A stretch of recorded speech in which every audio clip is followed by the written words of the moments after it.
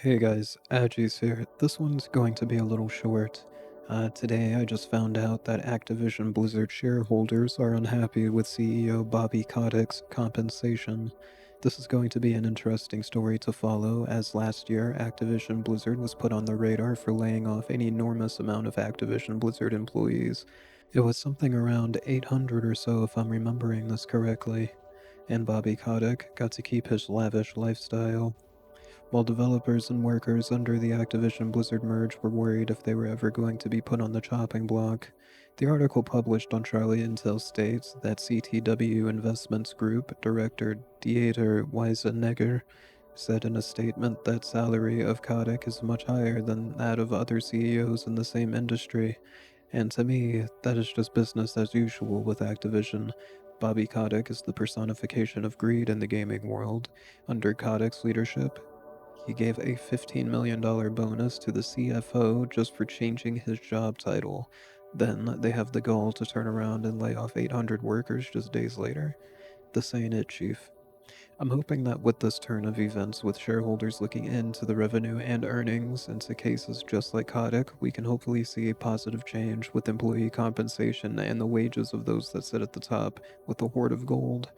There's a lot of horrible things and imbalances in the world right now, but this is a huge step forward for those that got screwed over by Kotick's greed just last year. So, I'm going to read the rest of this. If you would like to read this for yourself, then you are totally welcome to do so, as I will always leave a link to the article in the description below. So it continues, despite repeated low approval votes from shareholders, Activision Blizzard maintains multiple overlapping opportunities for its CEO to earn outsized equity awards, even when performance-related vesting thresholds have not been met. The note says, despite failing to disclose pertinent information on performance targets for its short-term incentive plan, Activision Blizzard's proxy statement reveals significant human capital management challenges. Per the release statement, Kotick has made $96 million from stock equity options in the last 4 years alone, on top of his yearly average salary of $30 million, which is much higher than the CEOs in the gaming industry and in the entertainment industry. Specifically, over the past 4 years, Kotick has received $96.5 million cumulatively in combined stock option awards alone. He said in just 2019, he received over $28 million in combined equity, primarily consisting of options over $20 million that are substantially in the money.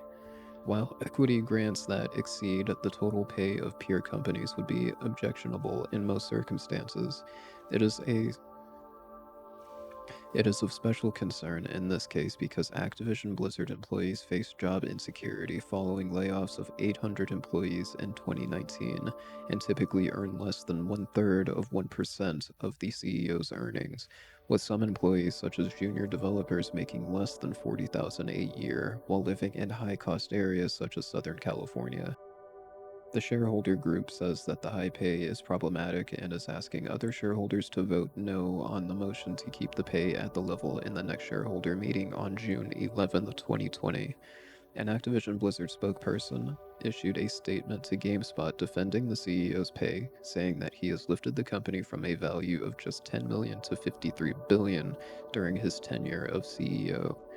During Mr. Kotick's tenure, which is the longest of any CEO of a public technology company, Activision Blizzard's market capitalization has increased from less than $10 million to over $53 billion, reads a line from the statement.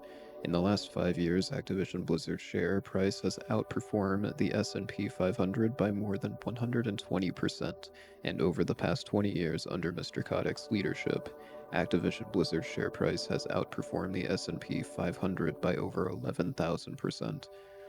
So this is an interesting take because there are people in the gaming industry that feel that Kotick is a good thing for just for marketable leadership, it seems, and I think that we should just get rid of him already. That's my opinion, though. That's my personal opinion. I don't think the gaming industry, for one, is better off with him. I think it would totally be better off without having such a thorn in the sides of actual gaming developers. If Kotick was just not around. I think he does think of himself too much as a CEO, which is his job title and all, but it doesn't help when your workers are overworked and there's no sort of incentive to help them out, which has been a problem in the gaming industry for as long as I could remember, really. Do let me know what you guys think about this down below, and as always, thanks for listening.